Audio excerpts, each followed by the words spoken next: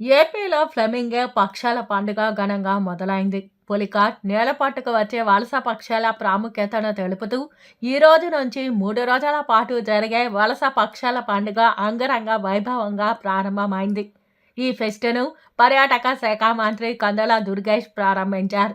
ఏటా శీతాకాలంలో పులికాట్ సరస్సు, నేలపాటు ప్రాంతాలలో వలస వచ్చే విదేశీ విహంగాలకు ఆహ్వానం పలుకుతూ వాటి విశిష్టతను తెలియజేసేందుకు 2001లో తొలిసారిగా పక్షుల పండుగకు అప్పటి రాష్ట్ర ప్రభుత్వం శ్రీకారం చుట్టింది. అప్పటి నుంచి పులికాట్‌కి వలస వచ్చే అరుదైన ఫ్లమింగో పేరుతో ప్రతి సంవత్సరం నిర్వహించారు. కరోనా కారణంగా నిలిచిపోయిన ఈ పండుగ మళ్ళీ 4 ఏళ్ల తర్వాత నిర్వహిస్తున్నారు.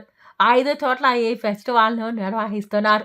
నేలపట్టు పక్షుల రహిత కేంద్రం, సూలూరుపేట జూనియర్ కాలేజ్ మైదానం, ఆట కాణితిప్ప పర్యావరణం విజ్ఞాన కేంద్రం, బీవీ పాలెం, శ్రీ సిటీలో ఫ్లెమింగో ఫెస్టివల్ జరుగుతోంది.